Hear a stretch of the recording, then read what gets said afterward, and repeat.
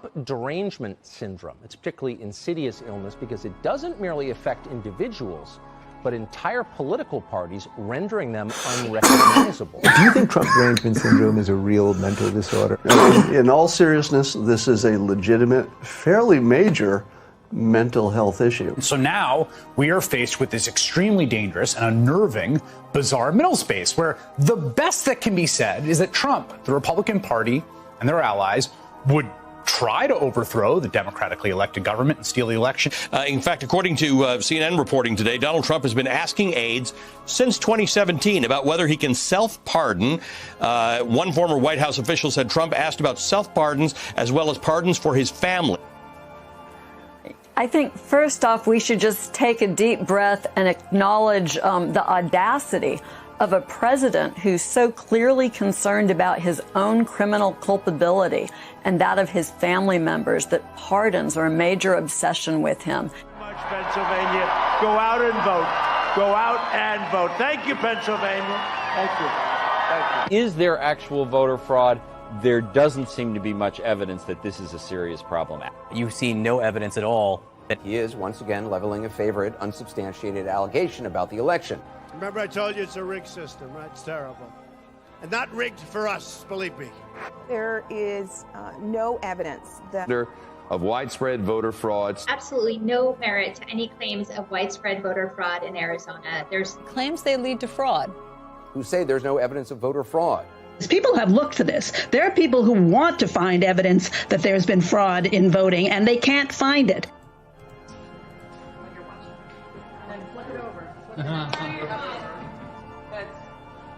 All right, so Booty Judge will get 3 delegates. Is the State Department currently preparing to engage with the Biden transition team? And if not, at what point does a delay hamper a smooth transition or pose a risk to national security? There will be a smooth transition to a second Trump administration.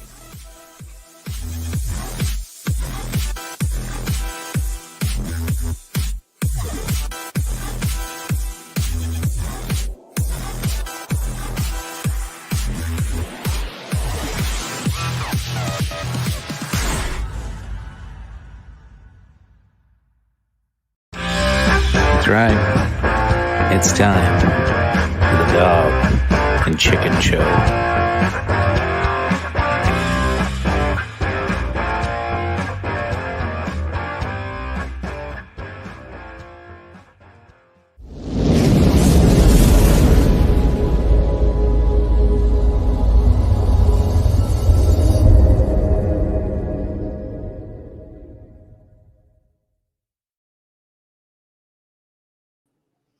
Welcome back, ladies and gentlemen. Happy Friday the 13th. It's our first post-election day episode. And yeah, I hope you appreciated the intro there. That was a little fun to slap together on there. Made the little creepy sound in and all that. And then, yeah, had to just, it was almost like one of those moments where you're like, oh my God, this is just going to be one of those like copium episodes where they're just going to, suck it up and deal with Trump and he's lost, and then slap it back into your face. I told you all the liberals get about a week and a half to have their MAGA tears, but we're back. That 10 days is up. So yeah, let's I want to start drinking some liberal tears. I should have bought some White Claws for that though, huh? I'm drinking Coors Light tonight. Tony, what you got? No, nobody should ever buy White Claws for any reason whatsoever. No. What you drinking tonight, sir? I see you're drinking Coors Light though. So yeah. Actually, I'm having a little bit of some Glenfiddich, and then I'm going to switch back over to the Dubliner Irish. So fair enough. Phil is with us. It looked like he had to restart his laptop or something. So he'll be with us momentarily. Tonight we do have some specific topics, and really what we wanted to talk about is there a chance? Like, is there a way? And if so, what does it look like? And so you got the title, Tony, popped up there. Episode 64, Peaceful Transition of Power. I left Facebook for Parler. I love that meme I sent you guys where like there's a guy pissing, there's like 10 urinals not being used. He gets right next to the guy that is pissing in one. It's like, I left Facebook for Parler. It's like, speaking of which, you know, if somebody's vegan, they'll tell you. Don't worry. Yeah. Drinking words down below. I guess they're in effect now. Pelosi, rigged, conspiracy, Twitter, Facebook, and Parler. And starting now. Yes. So Tony, are you on Parler? Cheers. I did actually. I saw everybody signing up for it, and I'm like, I still got like a week left on my Facebook ban. Why not? Oh, that's I joined up. I haven't done anything with it yet, but I figured I might as well. And the day I tried to sign up for it, it is absolutely 100% rigged.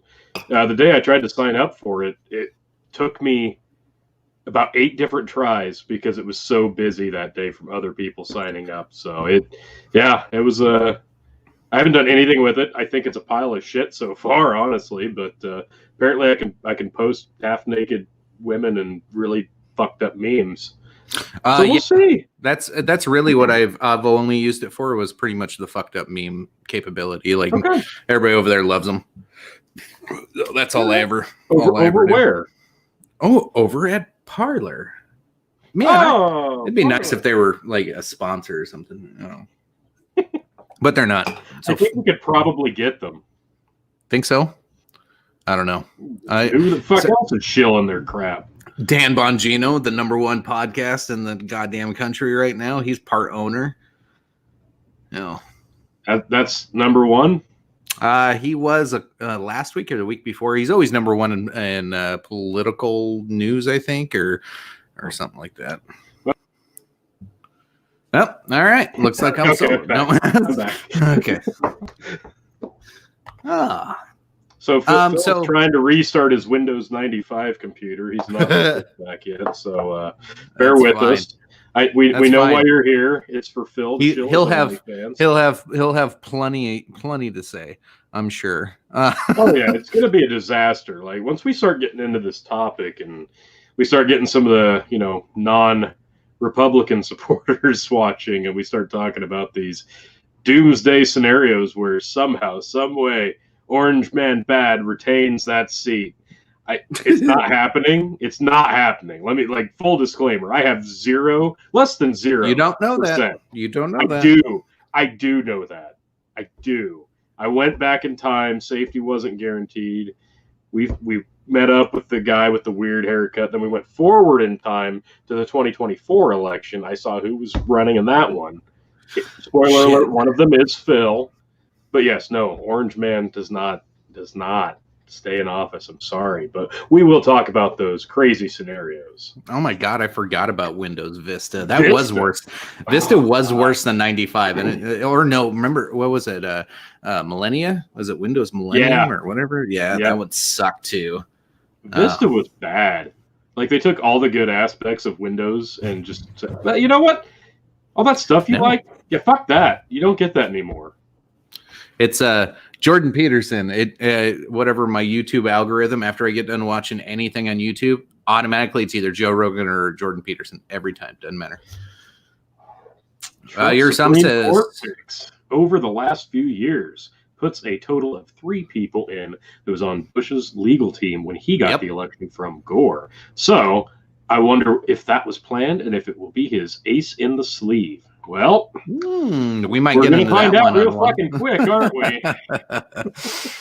What was the funniest? Well, I guess because I don't know if Phil plays into this one a lot. We can get into one of the least important, the one that I don't think is likely. I think it's more conspiracy and more of a red herring than anything.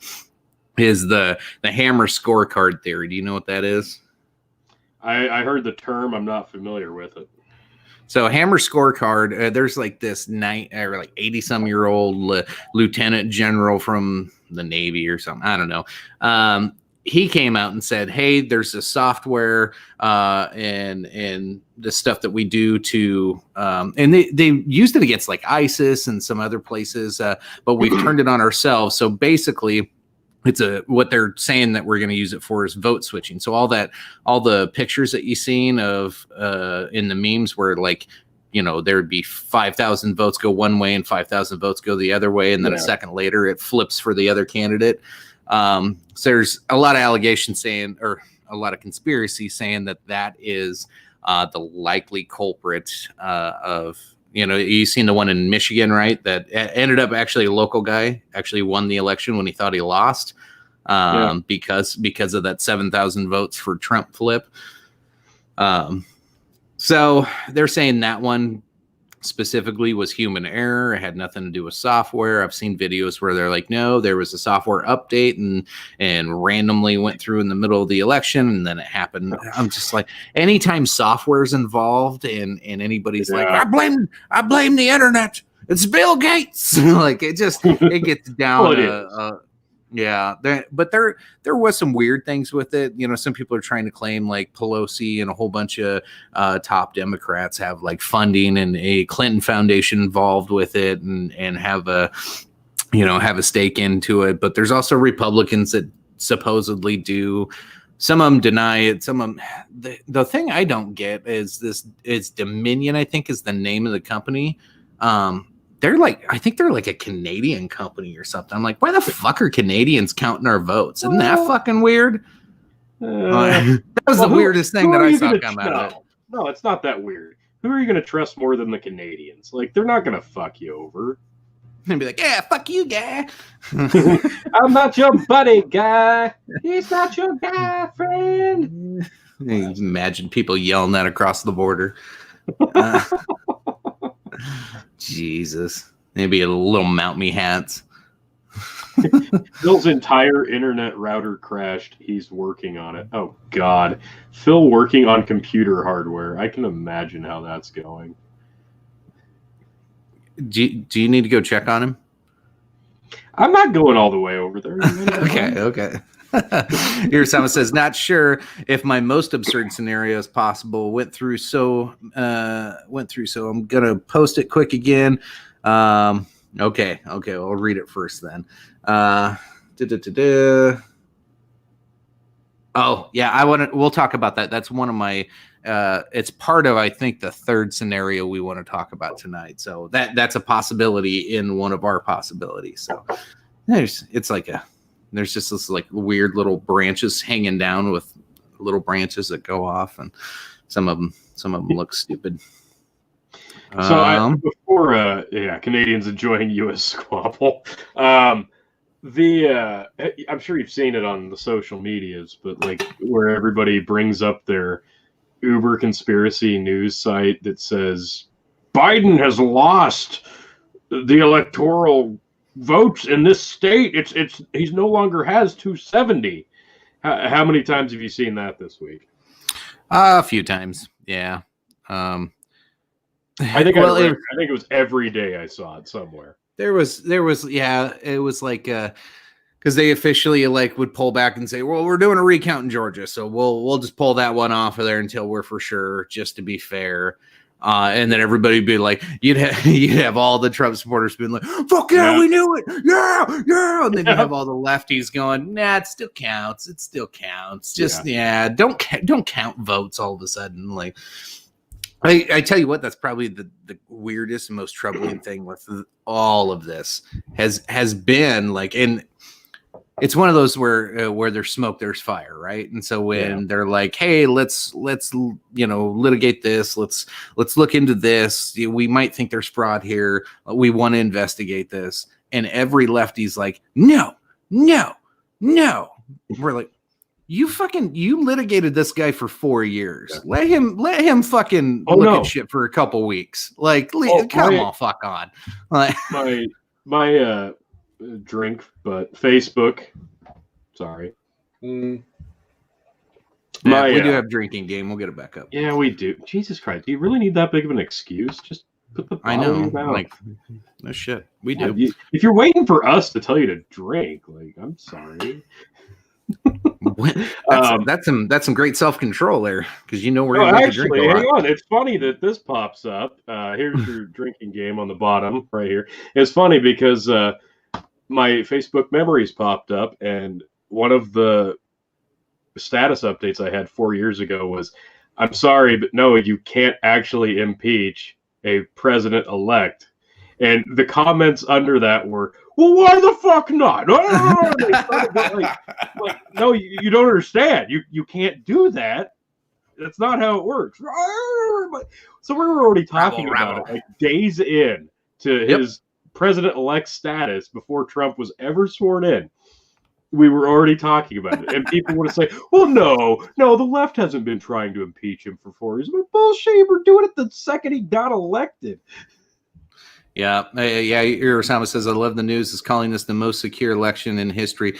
It's the no widespread it's no evidence of widespread fraud. It's repeated just like that, because widespread would mean that there would have to be a lot of it. And, so they get an out right there because they redefined and threw in the right adjectives on that and made sure they could, weasel around it as much as they could. Fucking pussies on the news. Amanda says it's the only reason to listen to you fuckers. Oh, wow. Well, fuck you then. She's looking for an easy reason to drink. I don't understand the logic behind that. Hey, you do you. I'm That's sure. just hateful, though. That's just hateful. Speaking of which, I'm gonna have that's to Amanda. What do you expect? Mm-hmm. So yeah. Yeah, I gotta grab another beer. It's you for a second here, buddy. So yeah, I'm not loving the social media. Again, I've got like a few more days on my main social media account before I'm back up and running myself. But it's been kind of nice, honestly, being offline and just having to sit back and watch everybody lose their fucking minds over the last week and a half and not be able to interject, because had I been able to say something or comment, I would have, and it would have been a whole ordeal. And honestly, it's been great that I wasn't capable of interjecting myself into all that nonsense. This has been my only outlet, and I haven't really cared that much. It's been great. Like, I went in that day, I voted, and like I said that day, I'm washing my hands of it. I don't care what happens here. Did it turn out the way I expected? No, not at all. But I didn't care. Yeah. We got Osama. Widespread would mean there would have to be not just be a lot, but there would have to be a solid definition of widespread. Depends on which guy or gal you ask. Yes, giggity. Sorry. The old assault rifle trick. Let's see. Farm up. Philspiracy. Going in to suppress extreme. His computer set to reboot endlessly based on his election search history. I think it's infected with Hammer scorecard. Yes, that's probably pretty close. That's pretty good. Yeah. I think you're onto something there. Maybe we better send somebody to check on him. Not it. No, not it. Yeah. I'm like 3.5, 4 hours away, bud. I'm just not gonna make that one. All right. Phil's computer crashed because he won the election after all. Yeah. Jeez. All right. Well, while we're waiting for him, is there anything we can jump into that we don't necessarily need Phil for? Yeah, since Phil always talks over us, let's talk our on this topic specifically. You and him get really heated, and I never even try to get a word in on this because it's not worth my time usually. No. What changes should we make to voting? You're not a fan of number 2 pencils and the old paper ballot. You think technology's moved past what we're doing today, so why can't we make things better and improve on it? So what do you think we can do now that we've got past one? We got 4 years to figure it out for a national election. So I before heading into this one, I wasn't super familiar with how other states went about their voting process, and I didn't even realize until this year sometime that Colorado was all mail-in voting, and I'm like, what is that? That's every year. That's all they do, and it sounded really bad from the get-go. But I actually got the chance to talk to a couple people online who live in Colorado. Like, they get their ballots. It's all recorded on a what they say secure server, whatever. That's fine. The ballot gets sent to them. They can drop it off in person. They can bring it. They can fill it out.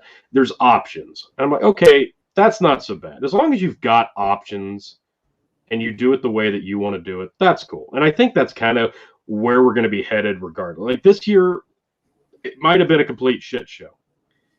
But if you think this is going away, it's not. Like this is going to be the status quo moving forward because all the people that like the mail-in voting, they're going to want that next time around. It's not going anywhere. So I guess if you could fine tune it in a way that absolutely makes sure only one ballot via one registered voter gets turned in by the time it should be, that's fine. I don't care if it gets mailed out months in advance, as long as it's arrived and counted on that day. I think that's great. Let's go for that. I mean, it's not going anywhere. This is going to be the status quo moving forward. But I think the big thing with the mail-ins is I can't believe that we've known about this virus for months and months and months. It's all we've talked about. Yet we didn't have an idea in place about when the cutoff should be, when we should stop counting, when you should have these ballots in by. Like, how was that not figured out months ago? Like, hey guys, we're mailing you your ballot. Could you just maybe, fucking get it in before election day? Like, that'd be doing us a solid. And maybe let's start counting those motherfuckers, before, like maybe the day before. What the fuck? Like, I can't believe this was not figured out months in advance. That's what drives me nuts about the whole thing. Like, honestly, results be damned. It's the process itself and how incapable each state was individually from handling it. Like, this was a nationwide problem, counting these mail-in ballots, because nobody figured it out. Nobody said, okay, let's do it like this. How was this a problem for every fucking state? It just absolutely baffles me. Right. And I guess I'll take it with this one. My only disagreement on yours, really, a couple of disagreements, but if Trump invalidates a bunch of it, I bet it won't make a comeback. So he makes a really good point there. I think the reason that there wasn't anything prior to the election is this was the last ditch cart that you can tie your horse to and hope you can pull across the damn finish line here. Because now that if you litigate it afterwards, depending on how the vote paths go, like Colorado, it's probably smart that the entire state does it the exact same way. The problem with what they did in some of the other states that did these mass mail out and didn't have a consistent ruling with it is there's a potential they broke the Constitution. I think specifically the 14th Amendment, into where you create two channels of votes pretty much. And that could potentially change how we vote moving forward. So I think Trump pushing this, and if it does go to the Supreme Court in any facet, it could change how we vote in the future forever, depending on how they rule on any of this. Now, when it comes to, and you're right, some of them, like at Colorado, I'm trying to remember what state it was, that they do something similar to what I always had. I remember when I worked at a gas station, we had the lottery, and everybody would come in, buy a Powerball. You get a quick pick, or you can pick your own numbers. You fill out your little ballot, and I run it through the machine, and then I give you proof of that, and you pay me for it. Yeah. And I bring this up because I had instant results. So they drew the Powerball at 10 o'clock. By 10:10. I had nationwide results on everything. Every $3 winner, every $4 winner, every $100 winner. Like, I knew, like, instantly. I'm like, how can the Powerball figure this shit out? Secure hundreds of millions of dollars, because people are trying to fucking break into that, right? Like, they're trying to hack a Powerball if they could, right? But like, I'm sure there's ways that you could do digitally like that, but it still comes back to a paper receipt and a paper ballot that gives you comfort, and it can, be afforded into a recount system. I never fully thought it through, but it was just like, you're right. There is better ways to do this. I don't like the mail-in voting way, because as much as if you wanted to think mail-in voting is going to be, the short-term, problem if they try to hold COVID over our head or whatever it is, realistically, the long-term mail service is not realistic. Like, Yeah. I'm surprised that we still do snail mail. I'm super surprised that as much shit as I get in my mailbox every day, I don't even look at it anymore. It just goes straight into the trash can. Like if it says like some financial thing on there and I know it's not mine, I figure it's a credit card offer. I rip it into some shreds and throw it in the recycler, and I don't even look at this shit. It's dumb. Chicken Tony G, serious question for you. What do you think about having mail-in ballots have to be notarized and delivered on or before election day? Thoughts on the best way to fix mail-ins? Best way to fix mail-ins is not do mail-ins and vote in person. I still believe that is today's best way until we can find something that's not corrupt and will cause more I problems. think it has to be a nationwide agreeing. Like I like the fact that states are allowed to make their own rules, but when it comes to something like this, like the rule has always been votes go on voting day, right? So let's get them the fuck in before that. If you can't get that vote in by election day, why can't you? Even if it takes a week, like, hey, if you want to wait a week before election day, fine, wait a week. But you should be able to get the damn thing at least in there by election day. I don't understand the problem there. I think once I get it, we need to count them all that arrived there by the deadline, right? But why can't they be there before then? That makes no sense to me. Let's get them the fuck in. The voters need to be held responsible too. Like if you're waiting till the absolute last second to get this thing in the mail, that's on you. And you want to cry about your vote not being counted, that's still on you. It's your responsibility at that point. The ballot was mailed to you. You filled it out. You turned it in to the mail. That's on you. It's your responsibility. And that's always been the case. Your vote is your responsibility. So get it there by the deadline. We need to have a nationwide deadline for these mail-in ballots if this is going to be a thing moving forward. And I 100% believe it will be. It's not a conspiracy. Phil is alive. He's still around. He's got some kind of internet, so he's able to say hi to you guys. He is coming. We hope. I just sent him the link again. Agree with you, Chicken. The mail-in ballots are totally bullshit, but it's going to be difficult to disenfranchise that many voters. What was Phil's quote on there? Maybe I'll wait for him to come back to throw it in. I liked how Phil put it. He's more eloquent sometimes with some of that. Occasionally.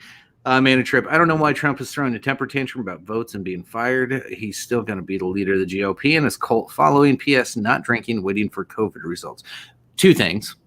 Why would you have to not drink for COVID results? I don't understand that. Is there something like with the alcohol swab going up your nose that like mixes in and why did you care about our drinking game so much then? Yeah, and then two, no, it's too early. I haven't had enough drink yet to be that mean. I'll come back to you, Amanda. My thinking is let's make it more difficult to send in a mail-in ballot than the vote in person. That would curb the number of mail-in ballots. Yeah, I know that notarizing it can be a pain, but I know like little Timmy's grandma or aunt who's a certified notary that like I can just call up and say, hey, I need your stamp. And the bitch will do it anytime I want. Like I've never had a problem finding a notary for like $10. They'll throw their stamp on anything for $10. Yeah, God, man, there's so many different jokes you can turn with some of this shit we're saying tonight. Yeah. No, I think that's.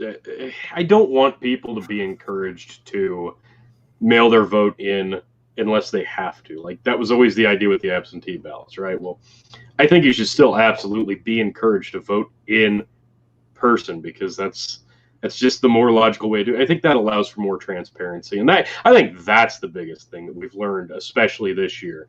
If this is going to be a thing moving forward, we need a fuck ton more transparency. I see no reason we can't have live streams on social media. Tony, Project Sadface said it. It's over. Move on. We don't need an investigation. We don't need to know anything. Just it's over. It's just over. Okay, walk away. Nothing to see here, folks. You know, nothing weird is happening at all. Just fucking go hug the war hawk Biden's nuts and watch him hire back every goddamn Obama era and fucking Bush era fucking drone striking cocksucker that we've ever had in any goddamn position over the last 20 years. That's what you voted for. That's what you're gonna get. Get ready for them drone strikes. Telling you within 4 years we're gonna be in some stupid fucking war. It's gonna happen. Honestly, and that was one of the big reasons I was, other than the thing I think is Biden's super creepy, and I think he's going to jack us around. That was just an easy way to like get people pissed off, but yeah. Well, yeah. The creepy thing, that's one thing. The whole that was the meme war thing. Yeah. It's the war thing for me, man. That's gonna suck. But yeah. Oh, holy shit, he lives. Well. Can you hear me all, everybody? How are we doing this evening? Sure can, Phil. Well, unfortunately, my laptop just took a big old shit on me, and it'll upload every other website on all the internet except StreamYard. So apparently, folks, they know that I know too much. But don't worry, your King of Extreme will find a way. I will find a way to get the word out to all of you. So don't worry, folks. I'm not going to leave my adoring public waiting too long. And also, this evening, Tony, I'm drinking Glenfiddich 18 Marvelous. I don't know if I'll be able to stick around for a full evening because, I'm basically riding with you guys till the battery life of my phone here. But, now, Chicken, what was the thing that you were saying a little earlier that I would say so much more eloquent other than just any old thing, really? Let me see here. Man, this is a way better shot. You just get a much better close-up of my gorgeous mug. Oh, yes. You've got some pop-up blocker. Here it is. So it was, he was agreeing with me on mail-in ballots being a problem. He said it's going to be very difficult to disenfranchise that many voters if Trump is able to, get all these votes nullified. And I remember your comment the other day, and I was just like, it stings, but you're right. Do you remember what's that? How did it give me the start? Sometimes doing something to voters is necessary or something. Well, it's one of those it's kind of a joke, but hey, folks, we could see what happens here in the coming days and weeks, and Donald Trump might just come out onto the podium and be like, well, folks, what can I say? Sometimes to save the republic, you have to subvert democracy. I'm sorry. Yes. You just have to do so, man. I don't know what else to tell you. But that's actually what a lot of people are looking at this moment is there a way that in order to save the republic that here's the thing. I don't know how successful the Supreme Court challenges are going to be. Now, Tony's saying, no way, absolutely not. It could never happen, never in 1,000 years. Don't you ever think it could ever happen? Well, if any year has taught us this, folks, it is never say never in 2020. So let's go over just a few of the paths that one Donald J. Trump could potentially have, folks, because I don't know if you've seen it, but Van Jones had a very good analysis where he broke down. Is that when he started crying? No. It was a TED Talk the week before the election. Oh God! I saw Van Jones start crying after the election and do this fucking Actors Guild fucking performance on the middle of the fucking show. It made me so sick to my stomach. I was like, oh fuck you. Donald Trump losing made him a better dad. I was like, oh fuck you. This is such horseshit. Anyway, sorry. But so let's take a little trip down here. So now Van Jones, it's not a fix, but finding a notary versus just showing up to the polling station is basically the same. I'm not quite sure grow the farm up, but here's the different paths that everybody needs to consider. The first ones I'm going to lay out aren't, I don't know about the chances, but this last one, y'all need to hear this one, folks, just so you're not caught off guard. So this is, I want my audience, the KOE Nation, and everybody out there at the Dog and Chicken Show audience to be the most informed informed, on top of being the most beautiful and just marvelous audience one could ask for. So the first step you need to realize is, of course, there's a Supreme Court challenges. That could very well happen. I don't know how successful those will be, but you will very well see. Let's never forget the fact that, boy, Joe Biden is not exactly Clarence Thomas's favorite, not exactly his favorite Supreme Court justice. Let's not forget that Brett Kavanaugh, Amy Coney Barrett, none of them are exactly going to be too fond of him. But that's not really the most powerful path that he has. Well, hold on, because we got to discuss these. You don't just get to like throw out our whole topic and list it and then just Have you met me? I know. That's why I know. That's going why I to got to fucking stop try. him. Phil, you do this all the time. You jump way ahead, and we don't even get to You need to discuss the stop, Logan. possibilities. I'm getting one. Let's get the topic or the chat cut up real quick. So Project Sadface says we're in a stupid fucking war now. At least we're not in 8 like we were with Obama. We can't be in a war if the Great Reset puts us all in the UN's boot and takes every country's autonomy. Yes, the Great Reset. That's probably a show we can do next week. That's a lot of info in that. The Great Reset. The Great Reset. It found missing ballots on your computer for Biden. That's why it doesn't work. Thanks, Yeah. Jeff. I was about to say, President Phil. thank you, Osama. Thank you. Little known fact, we count ballots days and sometimes weeks after every election. Yeah, so how about we wait for those votes? Thanks, Project Sadface.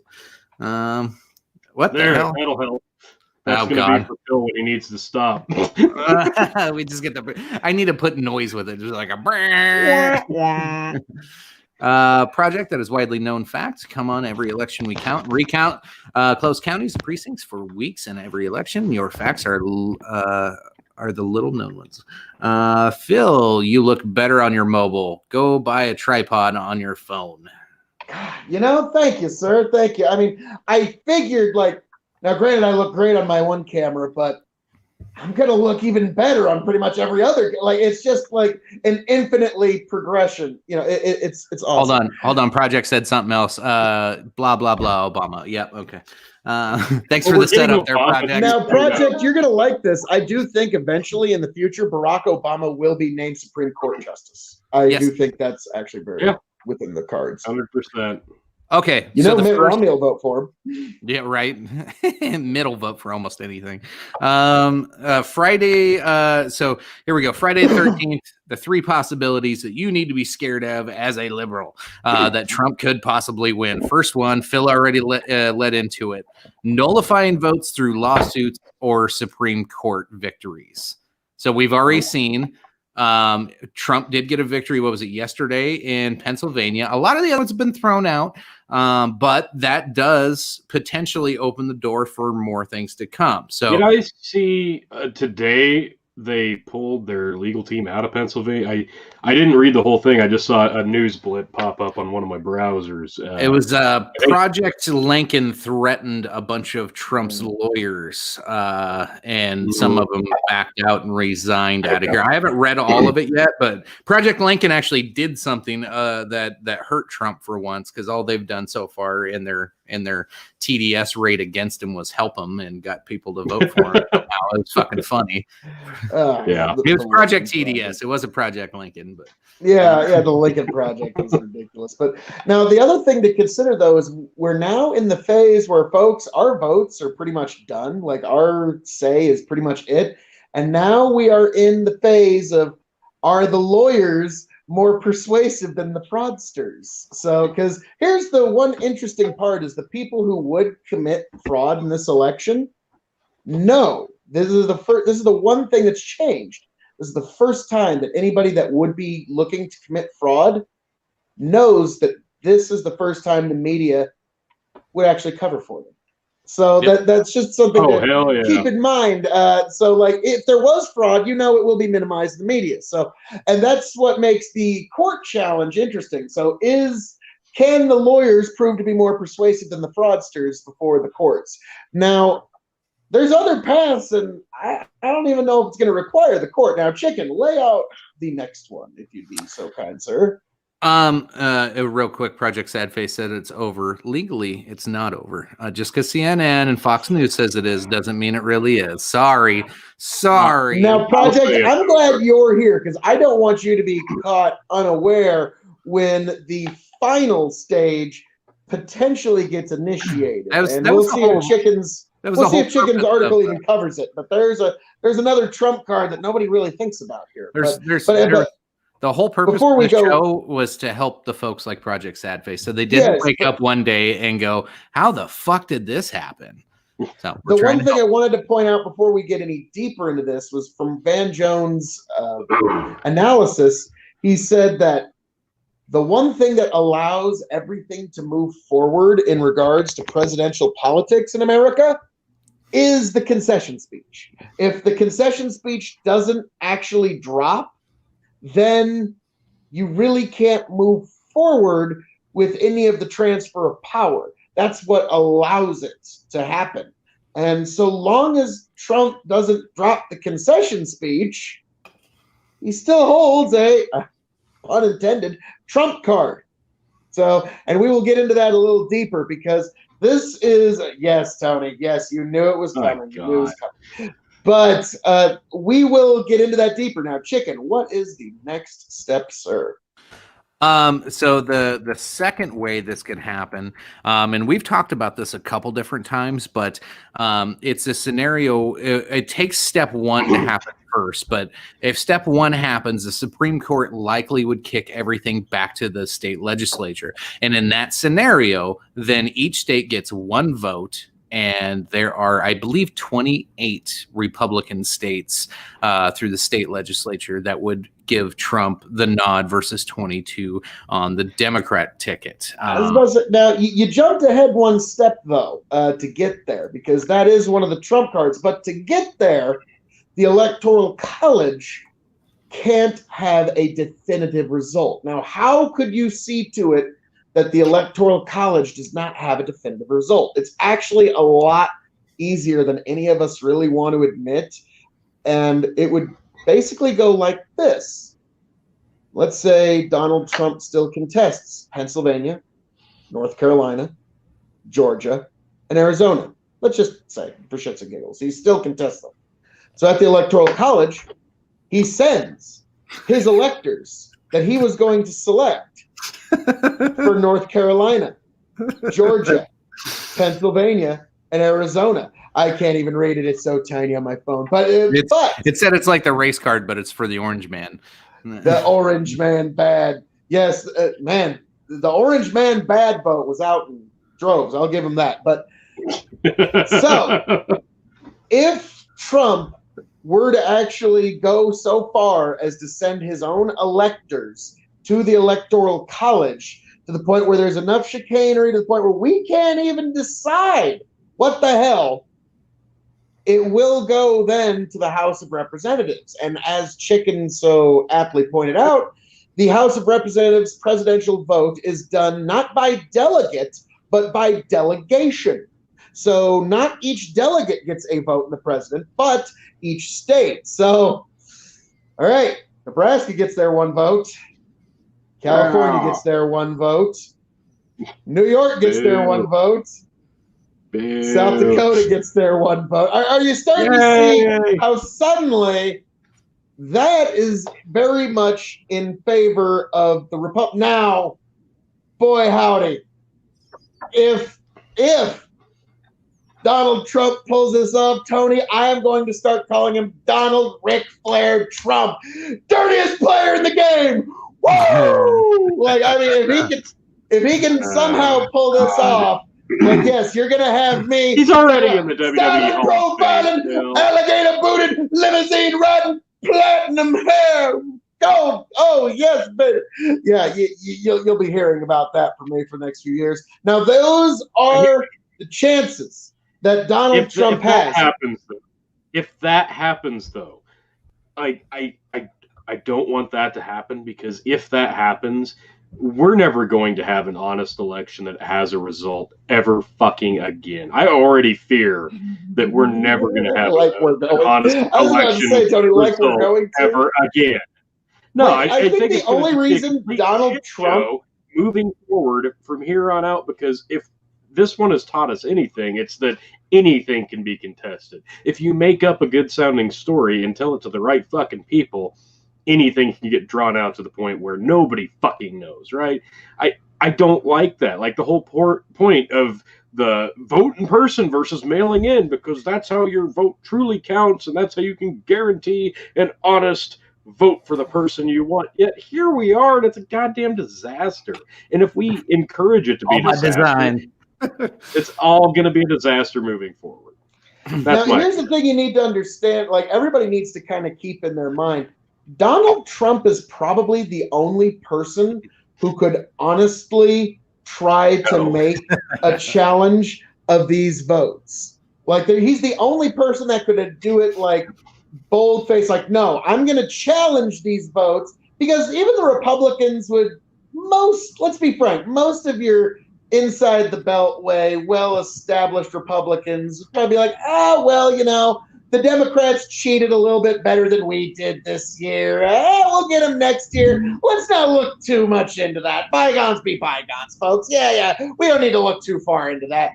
Donald Trump, on the other, like, no, motherfucker, we're going to look over every single ballot, because my personal, I don't give a damn who fucking falls to the wayside. So he's the only person who could actually full bold face try to look into this as deep as he wants to, without, you know, thinking that there's going to be something bad coming back on them. So, because you're not going to see any of the major established politicians ever try to challenge the vote as they stand. Yeah. As much as I hate to say, and yes, Tony does make a good point that. So, Tony, you're under the illusion we're gonna have all these super honest elections going forward after we saw mail-in ballots delivered the Democrats a presidency. I'm on record saying I don't think it matters anyway. I think it's all a fucking clown show. It's all puppets. It's all fucking marionettes. Everybody just dances, and we all fucking applaud and bicker amongst each other. The shit got figured out months ago.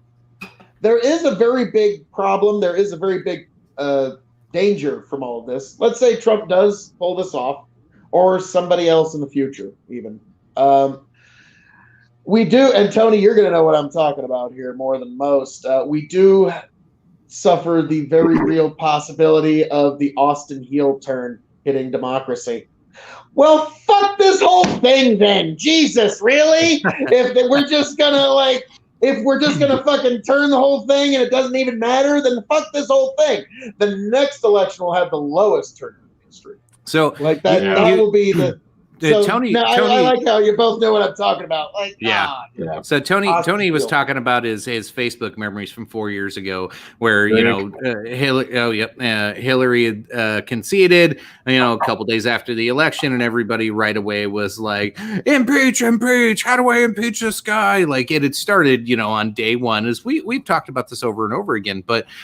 So you have that, and then we hear, they ran war rooms on the Democratic side of all the main Democratic leaders and donors, like sat in a room and were like, okay, here's what we do if we win or don't win, and how's this play out? What if Trump wins? What if Hillary wins? And they've played this out. Do you think the Democrats have played this out better and are way ahead of Trump on here and going to stifle any of his chances of actually pulling off some of these stunts that we're talking about tonight? Or do you think they haven't thought of this? Oh, everybody's thought of it. It's kind of like a good jiu-jitsu or boxing match or an MMA fight. Everybody's thought of the idea of how we think this is going to go, until the first blow starts actually getting hit. And then the war starts going down. But I think going forward, this year you can't just end it on any old note. But if this does actually happen going forward, I do wonder, like I was touching on a little bit earlier, like who even runs going forward? Like what the hell going forward here? Like Well, I did see the Trump already set up a PAC, and there's talks of not only him starting his own Trump News Network or some other media network, and obviously wanting to take off or take on Fox Trump News, TV. But then there's people close in his circles saying that the day that he concedes is the day that he announces his 2024 election campaign. So hey, sorry, all you guys been waiting in the wing for the last 4 years and trying to Nikki Haley. Sorry, Nikki Haley. You ain't gonna win against him. Now I'm wondering just how vicious of a primary campaign. Can you imagine just on this very show, Donald Trump and Mitt Romney running in the Republican primary, just like Mitt Romney looks like a pussy. Me and Tom ripping each other apart over it because yes, the moderates of the world love Mitt Romney, and let's be frank, he's going to be a downright spring chicken compared to Trump and Biden. Okay, like he's going to be downright youthful at not even 70. That's like 19 in presidential years. His hormones are almost, not gone. Right. So we'll see what happens with that. Romney versus Trump 2024 in the primary. But honestly, I have no doubt in my mind that Trump would take the Republican primary easily. I have something to interject here. I'm a little disappointed that nobody's seeing this coming. Like, we're talking about Trump running again in 2024. I'm a little disappointed that you're not seeing the most logical and obvious answer here, guys. And it's really simple. Oh God. God, man. Please get that Trump off the runs screen. as a Democrat with Bernie as his. Now, here's the thing, guys. Please take that off of the screen. Now I for the remember love where I of was God. going a little. I lost my place a little earlier, but now I remember. I think everybody lost their place with that image. Yeah, the How is that? concession You're speech. missing it here. Like, this is You'll notice, perfect. guys, He's been a Democrat. I'm not He can counting do my this. chickens before they hatch. Chicken, you've already given your concession speech, but I am saving my punch romaine toast for after the concession has been officially conceded or the Electoral College has come to its official decision in the middle of December. Those are, I think, the two, if Trump concedes or the Electoral College makes its vote. Now, there's 37 faithless electors, as it stands right now, that stand between Trump and victory. Now, a lot of these faithless electors would face heavy, heavy fines, penalties, punishments from their states. And it doesn't even necessarily have to be a flip, but we have had faithless electors in the past, like write-in, like tribal chiefs, Native American tribal chiefs. But I don't think you're going to see victory there. That if you're hoping for an Electoral College flip, I don't think that's where your hope lies. But if Trump sends his own electors, then it probably has to go to the House of Representatives. And if that's the case, holy shit. Hang on to your hats, everybody. It's one of those things you wish you could, pull a newspaper from a year from now and pull it out like, holy shit, they're still talking about President Trump. Oh no. That's going to be the thing, though, is it is going to be Trump in the media, whether he starts his own media company or not. And Amanda actually made this in the comments earlier that, Trump's already going to be the head of the GOP for the next 4 years, whether anybody likes it or not. Now that he's started a PAC too. So he's pretty much going to be okay, you're good. Nope, you're a dick senator. Now, God damn it, stop it, Tony. That just bothers me every time I see it. Think about this, though. Bernie, you remember 2024. Make Democrats when I used to great say again, here guys. in Nebraska, 1,000 votes I'm would about make to the fucking difference in a delete that. primary. 1,000 votes would make the difference in a primary in a small state like Nebraska. Literally, we've got a governor who's sitting in the governor's mansion. Well, not the governor's mansion, but he's got the power of the governor because of about 5,000 votes in the primary. That was what actually gave it. So what I'm getting at is Donald Trump going throughout red state America, dropping endorsements. He can shape the legislature how he wants. If he goes, Adrian Smith, I like you in Nebraska, we're going to keep you. Oh, fuck you, Adrian Smith. We're getting rid of you. We're not going to have you anymore. He has the power to change who is the House of Representatives representative in That states is like Louisiana, word for word Georgia, what I was saying before Tony brought that fucking picture on the screen. Jesus Kentucky. Christ. Think of South Dakota, Nebraska, Iowa. He could literally shape state legislatures. Hillary's going to delete it all.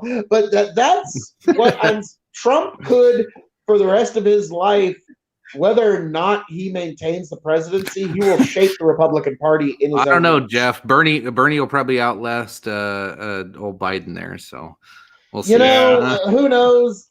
Like, my father had a very interesting take on the Bernie Sanders people and the Ron Paul people, like both of them. And he just thought it was like, wow, I don't get how these 80-year-old men with 120-year-old economic ideas get all you kids so goddamn jazzed up to vote. What the how the fuck? Exactly. What? Like, yeah, and so that's always been Bernie Sanders' appeal. I got to read this one real quick because, you know, every now and then a broken clock is right twice a day. Amanda said that earlier she must have something yada yada Obama. I don't know. Thanks, Obama. Thanks, Obama. Wow, brutal. Thanks for joining. Again, thanks for that setup project. I'm going to use that every time I don't want to finish a comment. So. Yada yada Obama. Yeah. But not in terms of Obama, conservatives, get ready to be hearing from him for the rest of your lives because he is going to be a Supreme Court justice and he's going to get confirmed in the even if the Republicans take both Senate runoff election seats in Georgia, which they only need one. But if they take them both, let's just, for the sake of argument, they take both of them. And you only need simple majority to take the actual factual, to confirm a Supreme Court justice. You know Mitt Romney's going to vote for Barack Obama. You got a pretty good idea Susan Collins is probably going to vote for Obama. And it would probably be the one, I'm going to steal one of them $5 words I stole from Hans. It would be a very good bit of forbearance if even Mitch McConnell were to. Decorum and forbearance will always be part of this show from now on. Thanks, Hans. I wouldn't go that far. That's giving me a little too much credit. But that's one of those things to keep in mind that you're probably going to get like quite a few Republicans jump when they see like, fuck, if I vote against him, it's not even going to matter. So what the hell? I'll vote. So you're going to see it's going to be a very small thing. You're not going to think too much of it. Tony, you wish. I know. I'm not sure. Maybe I missed it. I'm not sure who this is. I'm not sure who this is in reference to of not being able to be bought. If we're talking Bernie about sure can. Yeah, Bernie sure a new house. That's the price of Bernie, a new house. And all of a sudden, he doesn't care about millionaires anymore. Only the billionaires are a problem the billionaires now. are bad, but, you know, the little old millionaires, let me tell you. Like, guys, suddenly kind of funny how that shifted once he became. Or if you watch the intro to the show, the coin flip at the Iowa caucuses, he was just fine with that when they called it for Buttigieg. He never fought that. Not one. He won Iowa, and the media stole it from him. And they all got these phone calls of, hey, do this, and you'll get, you know, if Biden or whoever wins, we're going to give you this or this or this when it comes to them winning. You think Bernie's going to get anything out of this? Bernie's going to get fucked. They're saying Department of Labor. Bullshit. He ain't getting shit. Yeah. They're going to fuck Bernie again. I was about to say, here's going to be the only, if Biden were to actually say this, he would actually get a bit longer approval rating out of me. He's like, oh, hey there, Bernie. Yeah, I'm going to make you the head of the Department of D's nuts. Hang up. Like, yeah, that's about as much as Bernie's going to get. So that's that. Now, as much as I say, that is something to keep in mind. Left-wingers, far left-wing voters, the primary of the election, the actual presidency of a presidential election has told us that the country is not does not want, nor does it desire the far left wing. When the Democrat primaries came in, they overwhelmingly, resoundingly said, we would like Joe, middle of the fucking road, milquetoast, Republican light Joe Biden. We would like the most opposite of Bernie Sanders we could possibly find of this whole fucking get up of everybody that was in the primary. Go back up one, Tony. Joe fucking Biden. Couldn't be farther from your wannabe fucking far leftist Democrat socialist. Yeah, sorry. I take offense in comparing Bernie and Ron Paul. Yes, I don't think Ron Paul was hated by his own party. He just refused to bend the knee on anything, and he never sold out. He never took any of these stupid seats or any of that bullshit. I don't think they would have offered him anyway, but Bernie's like, oh, I'm going to be Department of Labor. Yeah. They're not going to give it to him. Like, he sold out and he bent the knee. He did everything the Democrats asked for, and they're probably still going to fuck him over. And even if they don't, and they give him as much money and time and energy he spent campaigning for, even for Hillary, I can't believe he tried to help Hillary, but then he spent all this time on Bernie or on Biden. And if Biden, the best he can do is give him Secretary of Labor, like, are you fucking kidding me? Like, that's like fucking, oh God, that's peanuts. It's not even peanuts, man. I don't know, like, to sell out like that and get to nowhere. He has never asked. No, he never asked, but hey, he got an extra house out of the deal, man. Yeah. I was about to say, I know a lot of people who sold out for way less. He sold out and got something for it. So, hell, I mean, but now in terms of there's a lot more parallels to Bernie Sanders. I don't watch any mainstream media. There's a lot more parallels to Bernie Sanders and Ron Paul than I think anybody really wants to admit. Because, and look at it also, Ron Paul, if you wouldn't have had the Ron Paul campaign, there wouldn't have been a Donald Trump. I will actually say that with full confidence. If Ron Paul had not had his campaign in 2008 and 2012, we would not have a Donald Trump presidency in 2016. And I wonder, now the two of them have never met. I don't know if they've ever met. They're definitely not friends, considering how Don kicked Ron around stage for a while, or ran around stage for a while on the debates. But one still led way to the other. And so I wonder what is eventually going to lead way from Bernie Sanders. And I wonder if AOC is actually going to be that far left wing personality that actually does rise. I think it might actually be somebody we don't even know that yet. Like somebody we wouldn't even think of that would enter politics, and they're going to take it by storm. Who knows? Maybe Oprah's going to run. Here we go. Just had to clear something up. I was told Bernie is not asking for it. Sure, maybe he's not running around going, I want this job. Other possibilities for Biden's labor secretary include DNC chairman and former Obama labor, blah, blah, Tom Perez. Senator Bernie Sanders, who Politico reported is interested in the position. Okay.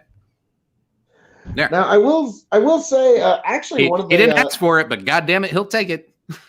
Actually, I've heard Andrew Yang, and this actually, hey, Tony, this is one hell of a tie-in.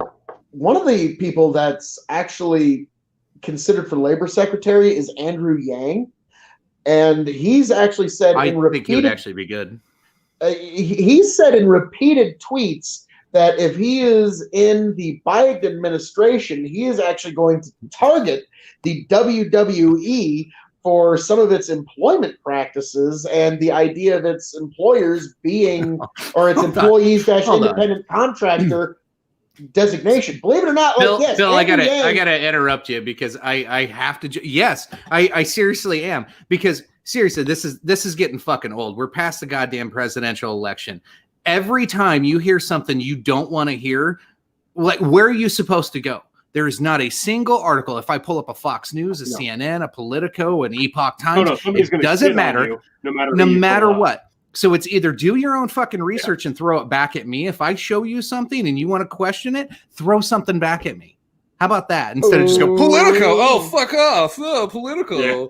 Yeah. You obviously don't look at anything. But thanks what do for you coming, got? Jeff. Like, thanks for, sorry, I'm not trying to shit on viewers. It frustrates me because it's past the election. Like, we got to stop with this. Either you have something to fight against or you don't. So I just Hammer software was what kept my computer from working tonight. It was Hammer hacker software that hacked the election. Okay, sorry. Go ahead, Phil. Where were you? Oh well, Jesus. Yes, Andrew Yang. But yes, the designation as to whether WWE's wrestlers are independent contractors or whether they are employees that will be receiving benefits. If Joe Biden does actually secure election, that is something that's going to be examined in the future. And you can check out all the updates of that over with me and Tony over at the Revolutionary Wrestling Podcast. God damn it, I'm fucking great. Yes, I got in a fucking plug while I'm at it. Are you now? Yes, I got a plug while you learned something, your mind grew, and I plugged the Revolutionary Wrestling Podcast. Come on. Okay. That's hang on. We got a follow-up comment here. I know it's past the election. Politico's bullshit and has been before and after the election. Again, here's name, the thing. Like name one that's not. Just name one that's not. They all they've all the Dog and Chicken Show. There you go. That's one that's not. Right here, the Dog and Chicken Show is where you get no bullshit. There we go. Lynn's right. Remember when we used to socialize? No. It doesn't matter what source you use to report the story. That's the thing. Like, I said this the other day. Like, I dropped a link to an article or I said, oh, I saw this on this one. It just popped up. Oh, you're reading that? I'm like, look, I don't care where a story breaks. I want to see if it has legs before I take it with any fucking water. I don't care where it starts. Okay. I don't care They where all it are. starts. So he says they all are. So don't quote them. But when I scroll up, you're claiming. So you can make any ridiculous claim that there is no evidence or factual basis that Bernie Sanders is not a sellout and is not going to be part of the Biden administration, which you said earlier that he does not want to be a part of the Biden administration when he supposedly, okay, I'll give it to you. I don't know who wrote the article for Politico, but Politico is reporting that he does. So, like, I'm showing evidence to the contrary of your argument. Now it's your turn to show evidence back. Instead of saying, don't read any news, just hear what I say. That doesn't work. It doesn't work like that. Well, if you're going to listen to anybody's don't words, be cheap, but only listen to me. Dog, chicken, and of course your king of extreme. All right, Project. Yeah, we'll just listen to... Here we go. We're just going to listen to everybody in the comments. Every comment is truth now. Project, it may very well be the case, but I also say don't count chickens before they hatch. But if that does happen, definitely check out the Revolutionary Wrestling Podcast for updates if Andrew Yang actually does follow through on his promises. And also, one thing I can hope for, and it would go a long way on Kamala Harris's redemption arc, if they actually did see through the decriminalization of marijuana, like she said she was going to do on the debate stage, it would actually go a long way towards not using the federal government to bludgeon nonviolent offenders anymore. That'd be very nice. I still don't think Biden's going to do it. Oh well, my God! There you go. The Hill. Bernie confirmed interest. He said he was going to on the interest. debate stage. We'll see if he can hold through. Baltimore Sun, the Washington Post. The Hill is actually one of the more credible. If you're going to listen to anybody, The Hill's not that bad. Look at that. CNN and Fox News. Holy shit. But don't listen to any of them. Listen to only people in Facebook chat. I only listen to my Facebook chat. I listen to You only get your KOENN. fucking news from Facebook. Period. Good luck. Tony, that's holy 40% of Americans. 40% of Americans get their news from Facebook and Twitter alone. That's sad. Oh God! He said two of them. I've been thinking about kind of doing a revamp of the network speech for our modern era. And it's like, this tube that we're all on here, it is the most awesome goddamn force in the whole godless world. And who knows what shit will be peddled for truth on this website. Why? Because less than 13% of you read books. Less than 5% of you read newspapers. It's because there's an entire generation that didn't know anything that didn't come out of this tube. This tube is the gospel, the ultimate revelation. This tube can make or break popes, priests, prime ministers, and presidents. God help us if it ever falls into the wrong hands. Yes, I'm going to have to redo a version of this speech, but yes, when you're talking about how few people read newspapers and books and how many people get their news from Facebook and Twitter, it made me immediately think of that because God almighty. One second. Yeah, so far be it from a politician to, I don't know, go back on their word. No. No, this one. Here we go. Let's make this topic something we can all agree on: decriminalization. So South Dakota, Montana, New Jersey, all legalized marijuana. Oregon went fucking scorched earth and just said, fuck it, it's all good, and did the most libertarian thing you could fucking do. Dennis Leary suggested that shit heroin in the early 90s. is legal, crack is legal. Here's why Trump. So Hunter Biden is now going to shortly be a citizen of the state of Oregon. Here's how Trump. Yep, lost. I went there.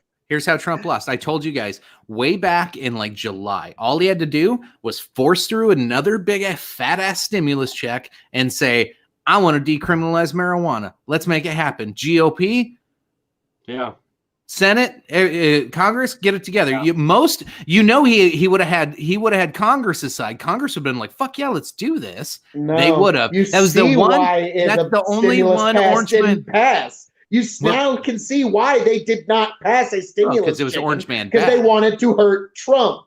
Right. So that's it. That was that would have been the best. You could have stop. I'm not trying to argue the litigation of that. Jesus Christ. I'm just saying all he had to do was offer an olive branch, help them push through something nice. He could have found some middle ground, and all of this would be a totally different conversation. The bill could have said, "We're going to give $1 billion." I'm not trying to argue the stimulus bill. I'm not trying to argue the stimulus bill after her, and she would have said no. Oh God! I'm never going to argue the stimulus bill. You know they who's were both decriminalize pot for the country? God damn it! Stop it! Damn it! But so that is now it's kind of fascinating. I'm wondering how long it's going to. What are going to be, in your opinion, for decriminalization? What are going to be the last 5 states to do it? I think Nebraska is going to be in that. Oh yeah, we're going to be in. I think Mississippi, Alabama, Kansas. Oh, I think Kansas is still going to somehow manage to beat us. Yeah, Kansas will beat you. Yeah, Kansas will be the last. Utah. So I don't know. A lot of people are moving to Utah. A lot of the California leaving. A lot of them are going to Idaho, Utah. Maybe they don't want to go to Texas. Okay, let's spread out a little bit. Run off here. California. Okay, here we go. Hey, Ursamas, I get my news from podcasts that Alex Jones guest started on. All right. Well, I guess we got to get Alex Jones on here now. Should be. Did you guys watch? Probably would. I can get back on YouTube. Hold on. Right. Did you guys watch he was on Tim Pool's IRL podcast last night? Really? I think you can still find it. It's you have to actually go to Tim's page. It's not public. Yeah, for now. But dude, it was good. It was really, really good. It wasn't as good as Joe Rogan's, but it was pretty goddamn good. All right, let's go with that runoff. So here we go. Jeff's not letting this one go. We should listen to CNN, Politico, Fox News, rather than actually his words.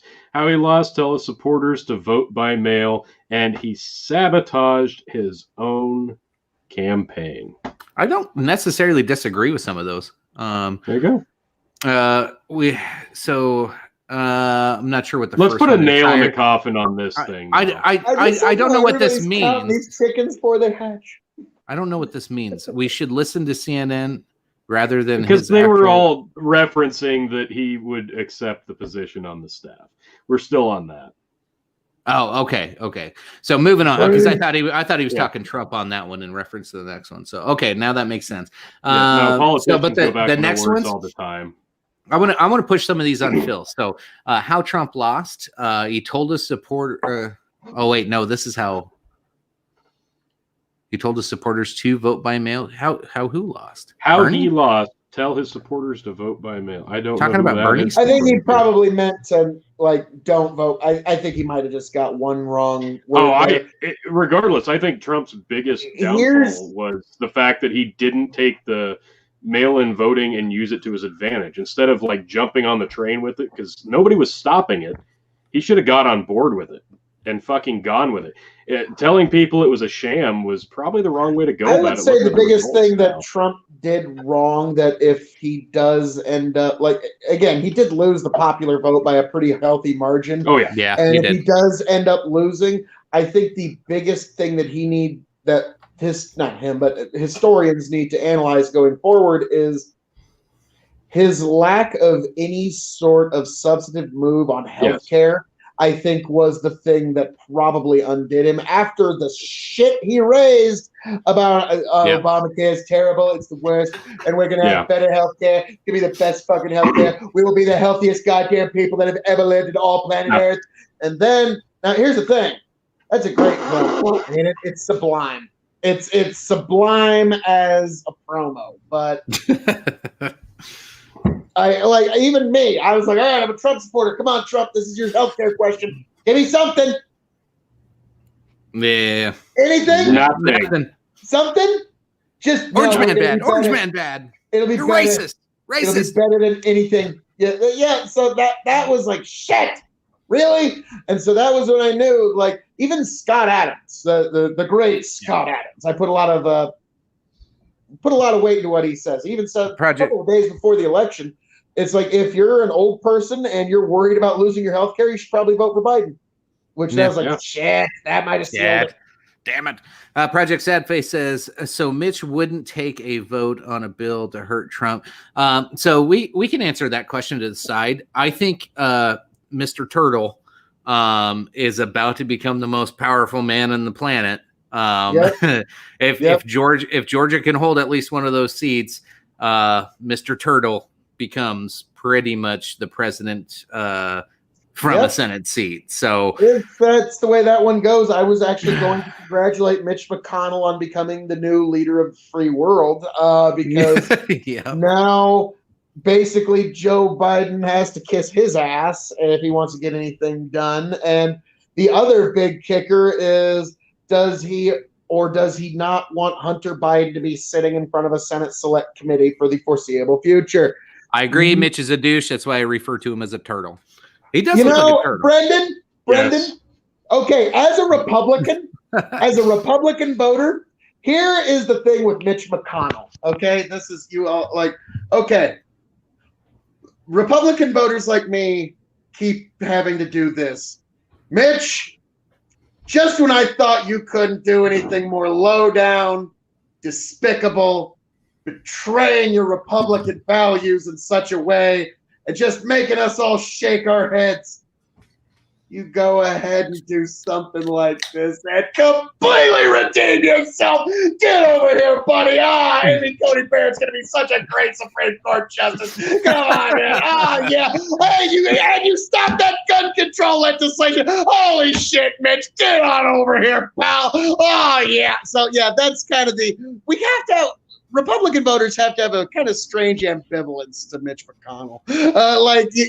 Just when you start hating him, he does something that oh, come on, get on over here, pal. So yeah, Tony, for some reason it looked like you didn't quite agree with that. I'm not a big Mitch fan. Sorry, no.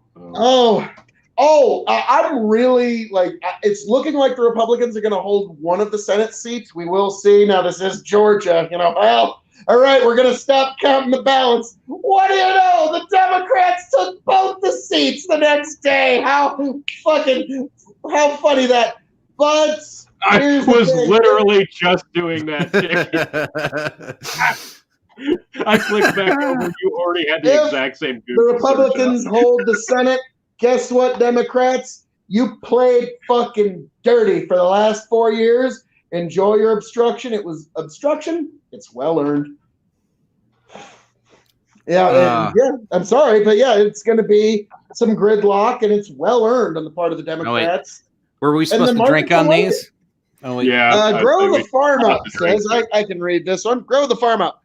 So to get back on track a little bit here, how do we instill confidence and ensure integrity? Oh, well. I just got to fuck with Phil.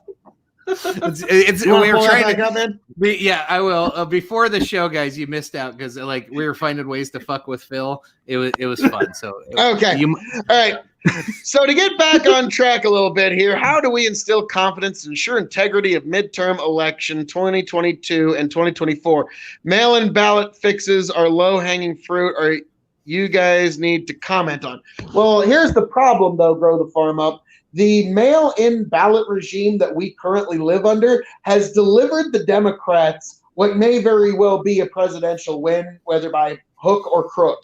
They might have actually taken it thanks to mail-in ballots. So you can count on that entire regime being ramped up as much as they possibly can. And you're going to see in the future, you're going to see ridiculous states. It's like they're going to fly a little too close to the sun. It's like, and with 99% voter turnout, Kentucky somehow flipped blue. Who would have fucking thunk it? Yeah, you're going to see some pretty crazy shit going forward. And in terms of faith in our democracy, at this point, I'm just interested in holding the republic together. We'll see.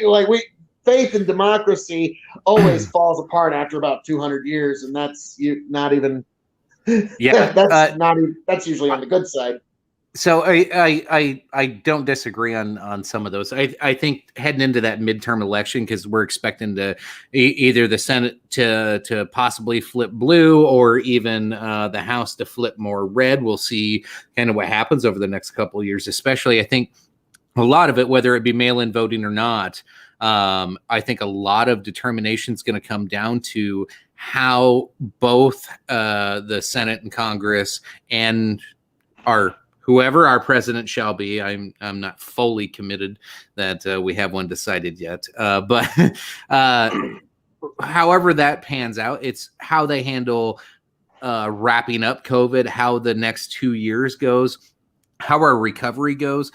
If Biden gets it, which it really does look like he's got it, it's not official, it's not legal, it's not there yet.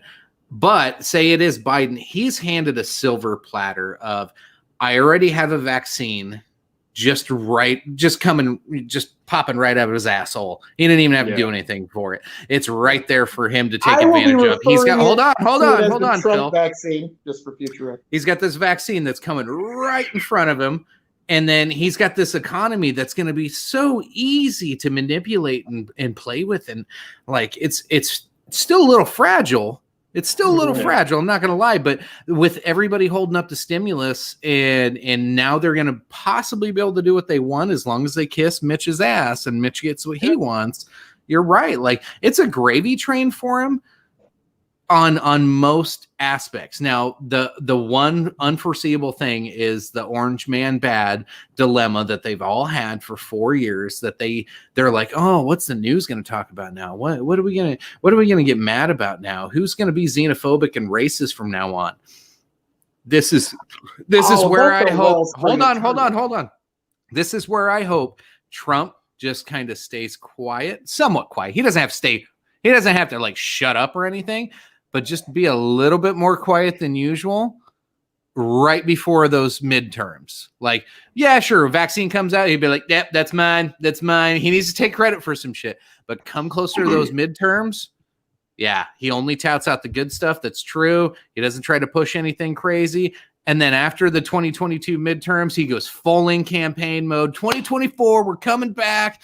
And he just starts burying the hammer after the House and Senate go Republican. That's if he can make that happen with his nice, if he plays this right, both Biden and Trump, what I'm trying to get at here, I've just rambled on this, but both of them are handed silver platters no matter how this pans out. Trump gets to decide the GOP's future. Biden has the gravy train that Trump left him. You know, it's funny because Trump always did Obama left me with all these judges. Well, Trump just kind of left you with a vaccine to save everybody from a pandemic. So we'll see how this goes. I don't know. It could be really interesting, but I think they need to be careful. Grow the Farm Up says, after 2 years of Biden-Harris, don't you guys think the American people have proven they like divided government? Are they not going to vote Republican in the Senate and the House? So that's an interesting, we're going to possibly see here in I think it's early January. Low voter turnout January helps 5th. Republicans typically. Democrats. Low they voter like, turnout. Okay. Because I was going to say, I actually, strangely enough, I predicted this months ago. I actually gave 3 different formats that if we had record low turnout, Trump was going to walk away with it. If we had regular turnout, Trump was going to barely eke it out. And Biden was going to need record turnout in order to actually win. And what do you know? Boy, howdy. We got enough mail-ins to a record, the most votes of all time, even. Like, that is incredible. It's almost unbelievable. But we shall see. We shall see, folks. So that's what we have going forward now. You're going to get a lot more of these mail-in ballots. In the comments. Scott thinks I'm Q. Do you think Biden-Harris voters have Stockholm syndrome? Oh, wow. In love with their captors. You know, it is kind of strange that the people who say that they don't like the police, and I'm painting very broad brush, but like the far left, especially, they don't like the police. Like I'm painting broad brush, but it's a general rule. The far left also was the same people who got behind Joe Biden, who wrote the 94 crime bill creating the police state, and Kamala Harris, the person who viciously enforced the police state. Kind of strange. I think that's part of it, but I think the part you're missing is Wall Street and how they're all owned by them. Like this whole thing's been nothing but funded, pushed, and operated by Wall Street fucking operatives. This whole Democratic campaign, like this whole thing, everybody Biden's putting in potential cabinet positions. Again, I said we're former fucking CEOs. We have oh goddamn, I need to find the list, but it was like every goddamn weapon manufacturer you could ever fucking think of that was worth a shit. Lockheed Martin. It's a fucking list of who's who of evil warmongering cocksuckers that were from the Obama and Bush eras that he's going to add back into his cabinet. We had 4 years of mostly peace and very little war. Sure, there was some drone strikes from Trump. I'm not gonna forgive any of that. However, they are bloodthirsty, hungry for a lot more bombs to be dropped on a whole bunch of fucking people that are unfortunate in the Middle East and Africa and whatever fucking continent they want to blow up today. So I was about to say the one thing, regardless, that I will always herald into the future about Donald Trump's record is he was the one person that actually held the leash of the ravenous dogs of war and kept them from unleashing themselves on the soft hides of the innocent. So regardless of anything you want to say about the man going forward, he did do better to actually bring about world peace. And it's kind of like, Tony, remember the movie Canadian Bacon? Oh, yeah. I wonder if it's kind of like the problem with Jimmy Carter and Trump. They tried to, actually bring peace. And so like Rip Torn, well, that's the problem, sir. You have yet to lead our boys to battle. Well, that's like, weird.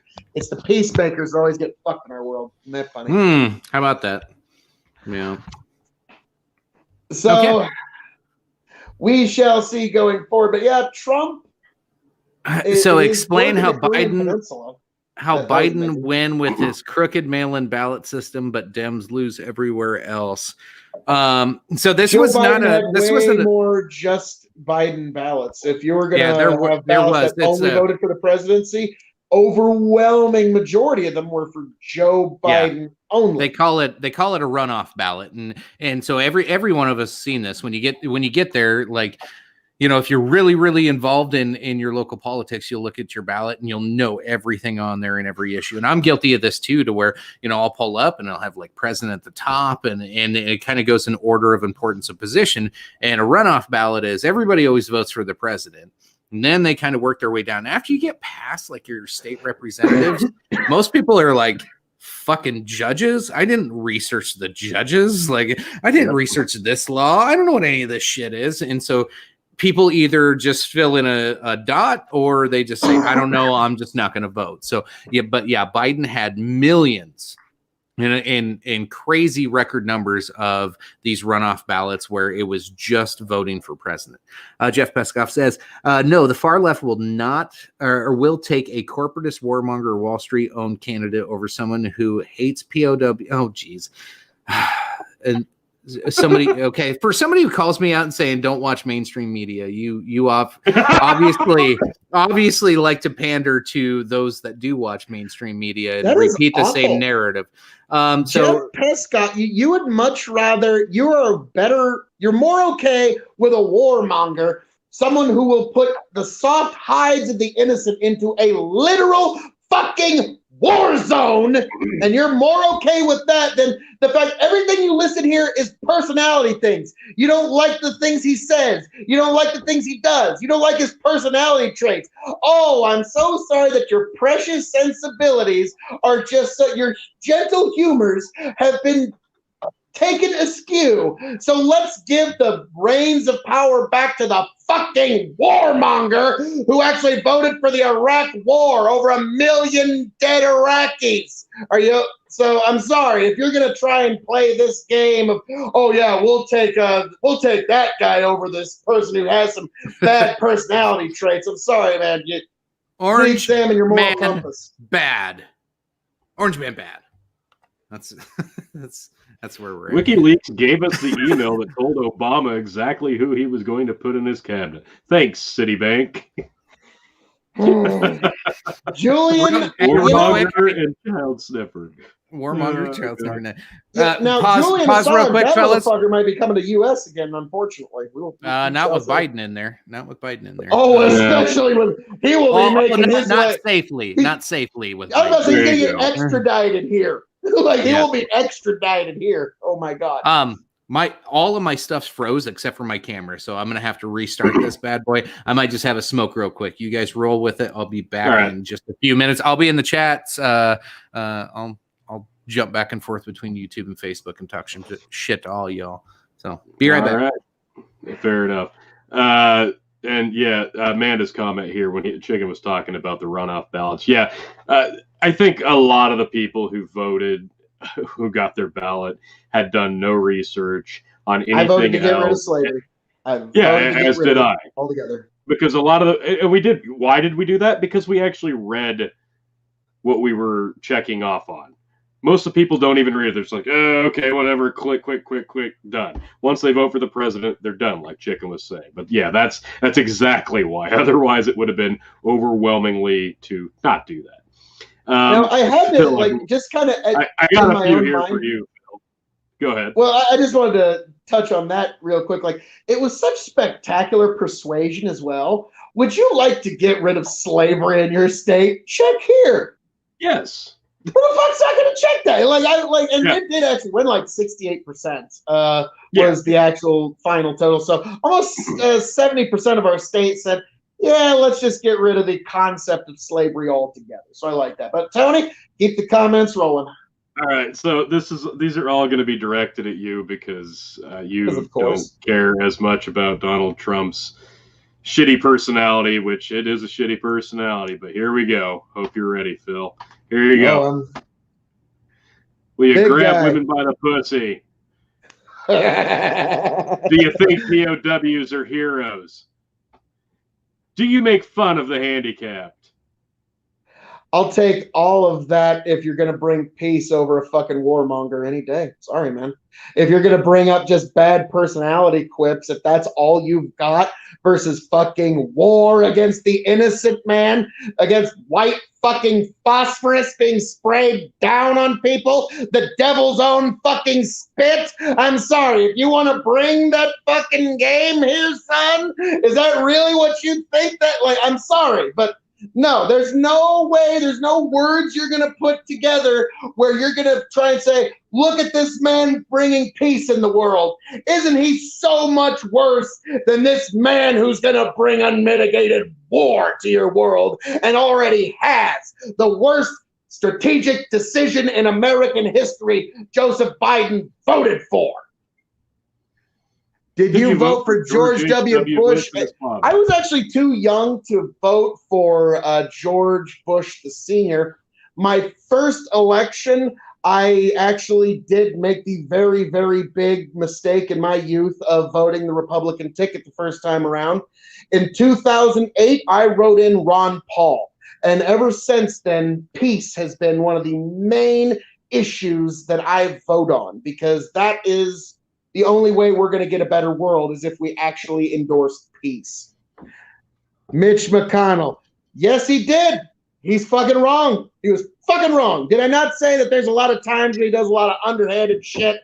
I'm starting to hate him. And then, Amy Coney Barrett's on the Supreme Court. Bring it in, man. Bring it in. So that's, like I said, conservatives have a very anybody who's waiting for a ambivalent relationship to with be Mitch McConnell. perfect. I'm sorry, you're going to be waiting for the rest of your life, because there's never going to be a politician that does something that appeals to everybody on every issue. There's always going to be something that somebody can point to and say, well, all this shit that they did here is really good, and I don't want to admit it, but that one thing they did here, fuck them forever, and they should probably be tarred, feathered, and stripped naked and thrown into a volcano because they said something 25 years ago on a candid interview that they didn't realize was being recorded. I understand what you're saying here, Tony, but you also got to understand the left doesn't believe in forgive and forget. The left doesn't believe in you actually can find absolution for your sins. The left is tearing down statues of Abraham fucking Lincoln, for fuck's sake. So there is no fucking redemption that you're going to get from the left. That's not what you're going to get. This is fun. Yes, it is, Big Buckin. So that's why. Do you understand? Well, the thing that people got to understand about picking and choosing not just which party that you want to be affiliated with, but picking and choosing the politicians that you want to get in their corner. Those are the ones you want to vote for. Those are the ones you want to support. Like, there's no such thing as a perfect person for any specific portion of office, because it's not going to happen. They're going to piss you off on some issues that they appeal to you on others. You have to pick and choose the issues that are more important to you personally, and that's how you should vote. And that's how everybody should vote, period. Don't vote because of the R or the D next to their name. Don't vote because you got guilted or scared into voting for them. Pick the issues that you are appealing to. The ones that you agree with on those, do that. If you can drag somebody through the mud all you want, you can say that they're a piece of shit human being. You can say that they say bad things, that they did something that you don't agree with, but it's all just mudslinging, and we've been doing it for as long as this country has been around. That's how it works. You drag your opponent through the mud. You're absolutely right, Tony, but I was making my comparison here because Jeff's comment, the things that he was okay with on Biden was that he was a sellout to Wall Street and that he was allowing for wars. But my boy, howdy, Trump said some naughty things, and that we just can't excuse that. And I was like, check your premise and check your moral compass. It might not be leading you where you want to go. Grow the farm up. Oh, you want to go back to that comment from Grow the Farm Up? Got it. Jeff Peskov, KOE just demolished your insane argument. Well, thank you, Grow the Farm Up. Like it happens here all the time. Can you point out something that you actually dislike that Trump did in office instead of just personality traits that you don't like? Well, thank you, Grow the Farm Up. Yes, I find it fascinating that what you get from people who don't like Trump is this weird, like, boy, those tweets, I don't like this. But then they actually support the things he did. The left just voted for a warmonger.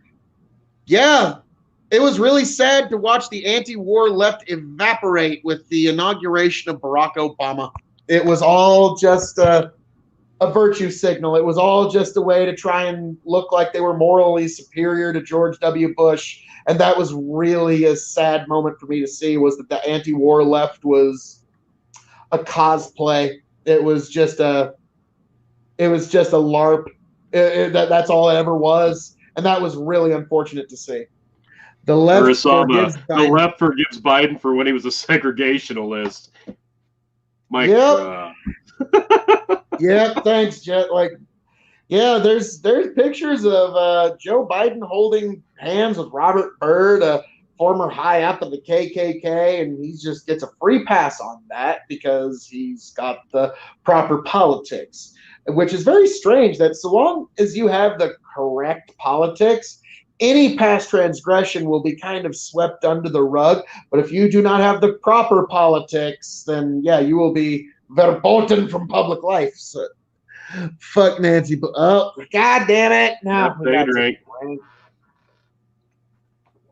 Amanda, hey, if someone wants to run supporting war but legalize weed, let's go with that. Who wants to go to war when we're all stoned? Yeah, if you're going to pass one thing, but then maybe consider doing something else, maybe smoke that joint first and really think about it. It's not a bad way to approach politics. I think we'll all be in a better state.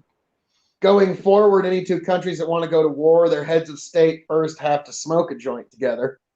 And then perfectly acceptable. If they still want to go to war, it's like, all right, I think these folks might have something they need to just punch themselves out on this one. All right, let's let them have their. Speaking of punching out, Jeff says, sure, Trump was in office when 230,000 Americans died. Oh, man. This thing's going to go back and forth and back and forth. Jeff, this is something that I said this on the last time. This is the adult analysis because we don't know how the virus actually got here. Yeah, it's not only silly, it's just it's a sign of someone who's not a smart person, that their brain isn't good at comparing things. Because be frank, because we've been compared with New Zealand and all these other countries, and what if this person was in charge? What if that person was in charge? So let's say the number's about 220,000 dead, give or take. Some people say 220, 240. It depends on how you want to look at it. But let's just say, okay, so 240,000 are dead. What? Sorry, go ahead. Here's the adult analysis that nobody really wants to hear, but this is the actual adult analysis. If Hillary Clinton had won the presidency in 2016, the number of dead that would likely be dead from coronavirus as of this day would probably be about 240,000. If Joe Biden had become president of the United States in 2016, the number of dead from coronavirus would probably be about 240,000.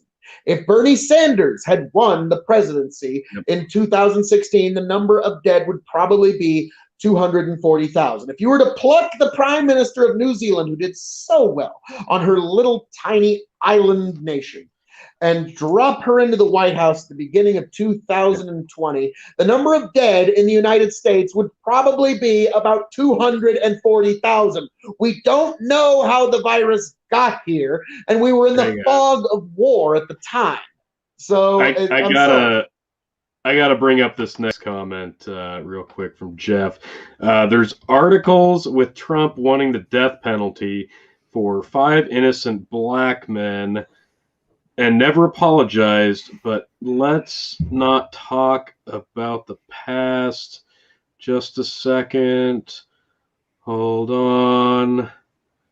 One more day. Hang on, you're right. We should talk about the past. Oh, just no. a second. Are you gonna do what I think you're gonna do? Oh, there it is. Oh wait, they're all shit, so don't quote them. But then there's articles, but they're all shit. Articles that you can't quote. Wait, my head melting. Can't fathom like Scanners. Fuck. Wait. Welcome back, chicken. Welcome back, chicken. I put that up for Tony's brain melt. Thank you. Make sure he was okay. Okay, appreciate real quick before we this. I saw the comment Justin Chris put in a while back. Chicken's got topics to talk about tonight. Chat took over. Fuck it, let's do this. That's exactly how this was, and this is my favorite type of show. So I appreciate everybody in the chats. I know we don't always get along, and we don't always. Sometimes it might get a little heated, but that is what this is about. This is fun. It's a good conversation. Sit back, have a drink, argue with each other, and yeah, it's a good time. And Jeff, anytime you want to come on the show to debate anybody, anytime, we're always down. We can schedule that to happen. Put him up. Yes. Dude, so I'm outside smoking and I'm like listening and I'm just seeing the chat and I'm like, well, fuck. Like, I don't even know where to Can't trust those articles, Jeff. Don't trust them. They're all shit. I was about to say, you can't quote them. They're shit. How can you? Oh boy. This is fake news. It could be. I mean, I was about to say that. Let's talk about this. So back to your guys' comments of where world leaders have to smoke a joint with each other. Imagine smoking pot with Kim Jong-un. Assuming he's still alive and it's not a body double. Thank you. You know that hog would just blow the whole bowl without like even consideration. No, there's one person. There's one person in this planet that's got that story. It's Dennis fucking Rodman. You know. Oh my God. You know it happened. That story. Oh, can you imagine a hookah that he's probably got that him and Rodman probably smoked out of? Can you imagine? Oh, that thing's got to be made out of like the most beautiful. It's going to be a museum someday. Almost extinct elephant skull that you can imagine, and it's probably like I'm sure it was painted by people he murdered right after painting it. Like it's I'm sure it's gorgeous. That's got to be a very amazing little known fact. North Korea, also another tie-in to the logo Tony's got above. North Korea actually hosted the world's largest professional wrestling event of all time at their Mayday Stadium with over 135,000 people attending. It was a forced attendance. If they didn't show up, they were going to get shot. But fucking A, man, they fucking made the numbers. So what can I say? I think we got to run off of comments here. He was still talking about how it's written by Trump. I want to look into this a little bit more. I think he's mistaking Trump with Kamala Harris wanting to jail a bunch of guys that didn't. You know, and she actually did. She kept people that were innocent on death row, and she actually kept the exculpatory evidence hidden. And a few of the cases, even after they were fucking executed. So, like I said, she's got a lot of work to do. In all fairness, I think Jeff's talking about the Brooklyn Park 5. Yeah. Yes. Now here's the thing I will say. Now I don't know. Has anybody ever heard of a high-profile crime case where some people think that some people did it and some people think he didn't? I know, fucking crazy, right? It's never fucking happened before. That's what's gonna happen from time to time. Like I know people to this day that'll be like, OJ did it, motherfucker, OJ did it. Central Park 5. Central Park 5. Oh, okay, yeah, Central Park 5. Yep. Yeah, we're like the Brooklyn Park 5. We're clearly not New York. Yeah, we're this is something we've heard about decades after the fact, is when Trump was running for election the first time. But like I still know some people who oh God, and then there's I don't even want to get into it, but like basically every kind of case Nancy Grace would cover, like, did this person kill this person? And then it's the big intrigue of whether it happened or not. This specific one comes up every now and then. Let's go through this real quick, because I think a lot of people misunderstand this one, and it doesn't look good for everybody. Misquotes it or misunderstands it. It doesn't look good on Trump. It wasn't great, but there's a lot to this. Not many things do. Yeah, I know, right? So Donald Trump paid $85,000 in 1989 to print a full-page ad calling to reinstate the death penalty in New York. It was specifically around the Central Park 5 case. Let's see. So this was okay. So this is one of those ones. It was back in 1989. New York Post and New York Newsday on May 1st, 89, less than 2 weeks after the brutal rape and assault of Tricia. I can't remember how to pronounce her last name. I'm not even going to try to butcher it. Now, everybody claims that all 5 of these guys were 100% innocent and there's nothing ever came off. I'm pretty sure one of them actually did get charged. I don't know if it was specifically to this case, but it was because of this case. One guy did get charged with a different. So this Corey Wise, it was the big one. He spent time in prison when he shouldn't have. I don't see anywhere in here where it says Trump actually wrote the article, though. Let's just do a Trump. See, every time Trump continued in the ad. So, yeah, there was an ad defended. Trump. Didn't see anything insightful, vigilant. I've seen this argument before. I've never been able to prove this. So, again, was this an article where Trump was talking about the I'm sure New York 5 specifically, or is it just him advocating for reinstating the death penalty? No, this is about it's both of them because they were joined arguments here. But okay. This is another one. The only reason I pulled this up is because I see people say this all the time, and I've never found the evidence that it says that he wrote the article. He paid for the article. Yes, he pushed it on there. He said a lot of bad shit. He said, here we go. Trump wrote an op-ed in E-Daily News. So this wasn't in 1989. This wasn't the one that he paid $89,000 for. Settling doesn't mean innocence. So they settled out of court in these cases on at least one of them. So that was what he wrote in an op-ed. But I'm not sure what damning article he wrote, so I'd love to see that. Oh, God. Some full-page ad in the New York Times, apparently. He paid for a full-page ad in the New York Times. Like, do you have it? Does it say written by Donald Trump? That's what I want to see. Then I've heard this before. I've never been able to prove it. I've argued with several people on this before. If you can prove me wrong, I'd be happy because I'm tired of fucking arguing this one. Actually, Jeff, guess what? That's your invite onto the show. Come onto the show sometime and bring all the Central Park 6 evidence you got, and we will fucking do this shit.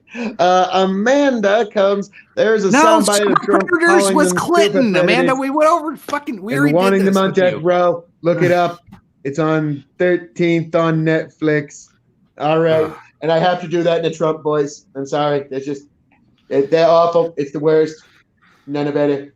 The super predators came from Clinton. Okay, that was. I thought that came from Biden. I thought that was his. That did come from Biden. I thought. Did it? Yes. I gotta look that one up. Biden. I think that's all mismatched fucking word mush too, though. I think that was all hearsay anyway. I think it's all just fucking. It's like playing tennis. You called them predators. No, you called them predators. No, you called them predators. No, you did. Yep, 1994. It was back to the 1994 crime bill. Joe Biden referred to black people as super predators in the passage of the 94 crime bill. That was a USA Today fact check. Some like internet musical guy that makes memes to like do some sort of musical mashup of Biden singing old rap songs, because there is actually a tape of Biden dropping the N-bomb twice. So you can actually really edit some pretty crazy shit of things Biden has said now. Like you can, because they did it with like Donald Trump. Like he was like saying Havana, ooh, nah, nah. Half my heart is in Havana, ooh, nah, nah. So I'm kind of curious, like, yeah, Joe Biden, with all the shit he's said now and all the things that have come out, yeah, he's got some. I think one of Tony's kids interrupted. I think we have to drink now. So, oh boy. Or his headphones just shit out, or he's like, nope, Phil, that's it. I've heard enough. I don't need it. You hang yourself with this subject. I don't know, but 50-50 really. But yeah, I'm kind of shocked nobody's actually dived on that. And oh man, you know who's really not happy about Joe Biden winning the presidency if he does actually get elected and inaugurated? You know who's really not happy about that? Hunter Biden. Yeah. was like, oh no, that guy's gonna I be don't, sitting in a fucking room answering questions for about I don't 3 need years. more scrutiny on my life. That's the last thing I need. Like, yeah, that's. Oh Lord, oh Lord. Well, we shall see where all of that goes in the future. But chicken. Any last Yeah. One last thing, since he referenced we're finishing up the Central Park 5 thing. Maybe this can be the end of it. Finally, The New York. hold on. I got the actual article he's referencing here. Let's get No, you don't read it now. You make him come on air. Come on, chicken. Oops. Hold on. Let me switch here. Stupid. I gotta clean this. I think I kind of want to read the article because I browsed through it. I didn't read every line. Maybe there's something damning in there that I missed. But let's see. I was under the impression he had penned some article. I didn't know if it was just talking about wanting to reinstate the death penalty or if he mentioned these people in particular. I hadn't really. So, like, I'd heard about it, but like, let's be frank, it's one of those things that just kind of fell in the fuzz to me. Like, there's just like I'd heard about it, but I just didn't really. So here we go. Here we go. Bring back the death penalty. Bring back our police. This is signed by Donald J. Trump. This is an ad that he spent $89,000 on back in 1989 after this specific issue happened. So he's talking what happened to our city over the last 10 years. Cop we trust to safeguard homes and families, times of danger. Just browsing through. I'm not going to read it line by line because we don't have that kind of time on here, but you can see it on the screen here for yourself. You can look this up at twitter.com. 16 tons has it posted, but just like Peskov said, you can just do a Google search for New York Times, Donald Trump, Central Park 5. Many New York families, white, black, Hispanic, Asian, have had to give up pleasure in leisurely stroll in the park on the dust Saturday to visit the playground with their families, the bike ride at dawn, or just sitting in their stoops, given hostages to the world ruled by law of the streets as roving bands of criminals roam the neighborhoods, dispensing their own vicious brand of twisted hatred on whoever they encounter. At what point did we cross the line from the? I can't. It's kind of blurry. You need to do a Trump impersonation. At what point did we cross the line? Well, get a bigger screen, Phil, and you can read it. So there is nothing in here. This is a plea. This looks like a letter to the editor as a plea to say we need to stop all the crime and hatred and the muggers and everything that's wrong in our city right now. I don't see anything in here other than asking for bringing the death penalty back that seems offensive to anybody. I recently watched the news saying, explain anger in young men. I no longer want to understand their anger. I want them to understand our anger. I want them to be afraid. That's a pretty typical reaction from somebody who's seeing their community going through a ton of issues in their community and crime and people getting killed and a young girl getting raped. This is an obvious emotional reaction from an important person in that community that wants it to stop. And this is a plea to your government through a newspaper article. The fact he had to pay $89,000 to put this on the front page, and I see very little, if anything, wrong with anything that's said in this article. So if this is what you got, Pescott, better come guns a-blazing when you come on the show, because that's not enough for me. Well, we will definitely see in the future. Perhaps you will come on the show, Jeff. I just got to fact check them. I can't keep letting some of these just sit out there and like, Trump said this about Central Park 5, the super predators thing. That wasn't Trump. It was like, maybe he said it after, but like the whole super predators thing was nothing to do with him. Tony, what video did you have? Oh, we lost Tony's audio. Yeah, I think we lost the Tony's same audio. one. I googled the same thing that he'd suggested. You pulled it up the same time I did. Gotcha. All right. Jesus. All right. We about ready to wrap this bitch up. Any last comments we got? Do we need to keep up anything? I pretty much went through the whole thing. It showed the whole thing on the screen, Jeff. But I don't know what you want. Like, it just says bring back the death penalty. Like, you can either like the death penalty or not. Like, I don't see anything wrong with it. I'm very much of two minds on the death penalty. I understand it at one side, but also the libertarian in me is also like, there's very few concessions that the government owns you if you give it the actual right to dispose of you. So do you see, like, so that's one of those, I've always been in very two minds about it. So, but that sounds like a topic for another day. But, well, chicken. Go ahead, Phil.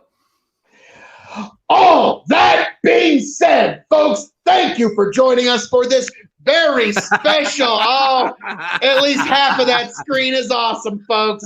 At least half of it is just what you need. It is what we need. There we go. We're almost there. So, folks, thank you for joining us for this very special cellular edition of the Dog and Chicken Show Extreme Edition. Your king of extreme has graced you with his presence. They're, of course, going to try to fuck with me a few more times, folks, but it's just denying you all the great KOE content. Thank you, Arasama. So, folks, definitely like, share, subscribe right here at the Dog and Chicken Show, because you know it's the right thing to do. And then head on over to KOE Nation. Give me a like, share, subscribe so you can keep up with all your KOE content. And then definitely, when you're done with all of that, head on over to the Dog and Chicken Show where, oh, we're already here. Head over to Revolutionary Wrestling Podcast, too, because you know it's the right thing to do. And what the hell? Give the kid a subscribe. He's making his grand comeback. Head on over to Tomfoolery. Give the kid a like, share, subscribe. But, folks, thank you for being here. Thank you for joining us. Raise a glass to yourselves just for being amongst us. Thank you, all of you. Jeff, Arasama, Project Sad Face, Grow the Farm Up. Thank you all for joining us. We couldn't do this show without you. Thank you. You make it fun for us. Tony, Chicken, take it away. Tony, any final thoughts tonight? No, I think it's we're still, everybody's still got an election season hangover, and we're all still pretending that politicians are people you should look up to and defend, and they're all just fucking absolutely the worst human beings out there. They wouldn't have gotten to where they are in life if they weren't. I'm sorry, but politicians are the fucking worst. And pretending like they're not, and defending one over the other because one has an R or one has a D, it's completely fucking silly. They're all trash people. Yep. And that's why in 2024, vote extreme. One last question. 2024. One last question. Oh, God. You said 2024. I'm sorry. Oh, that's going to be a tough ticket to go against. I'm going to have nightmares about that picture. One last question from Urasama. Now that Tom quit right after the election, is it safe to assume he was a Democratic sleeper agent all along? I don't think Tom has officially quit. You may be seeing Tom back with us very soon. I did expose him as a triple commie and a quadruple Marxist because he sped up my beautiful rendition of our national anthem twice. So really, I mean, what else could you be other than a triple commie and a quadruple Marxist to not be moved by such beautiful art? And yes, congrats again, Tony, on the new baby. Thank you much. Congrats, T. Awesome. All right. The last thing I guess I would put in here with this whole, like, if you're a Trump supporter and you kind of want to believe some of this stuff and you think this might happen, be careful. It's kind of like the way I like to think of this. It's like going down the road and it's super fucking icy and you feel your whole car kind of going sideways and you don't know what the fuck's about to happen. You're pretty sure you can steer it straight, but you never fucking know. So just that's the best analogy I can explain the end of 2020 to anybody is just try to keep your wheels on the road because Jesus Christ, you don't know where you're going to end up. Careful about that. There's some slick spots. There's some slick spots. Navigation. For fuck's sake, somehow I moved to Iowa. Out there, folks. Better watch it. If that tells you anything, I had to move to Iowa this year, so I was on an Yeah. icy road for like fucking 3 months, and here I Right when am. South Dakota legalizes recreational weed, you leave. What kind of fucking luck is that? As soon as South Dakota's like, yeah, fuck it, let's smoke pot, and I'm like, what? Like, I need one of those. We finally memes got rid of that the guy asshole. holding. I need the meme of the guy holding the girl's hand, and I'm holding like Iowa's hand, looking back at South Dakota, going, "Oh, I'm on it. I'm on it." Nice. Oh, hey, appreciate well- everybody joining. This has been a really, really good night. Yes, and everyone drive safely. That's a good way to end it with the comments there. We will be back sometime next week. We have to figure it out with Thanksgiving and everything else. Happy going Thanksgiving, on. everybody. Yeah. So, and I don't know. Whoever officially wins, we'll probably know by the time we have a next episode. But until then, No, we won't. No. as always, Don't even- yeah, probably not. Don't lie to people like that. Jesus. As always, we can actually talk about something besides politics again. You shut your mouth. You shut your whore mouth. No. All right. Make sure you hit that like and subscribe, especially Mr. Pescott, so we can set you up with the time to jump on the show and have a good chat with you. Make sure you check out all the podcasts we have, of course, and then make sure you also check out Justin Chris with the here we go. Let me pull up his comment. Yanked Up Podcast, as he says, it's always been fun. Looks like he might be going on Sunday. I might be able to sneak on his show, so make sure you check him out over on YouTube as well. That's all I got for you. Appreciate y'all. As always, love you. Bye.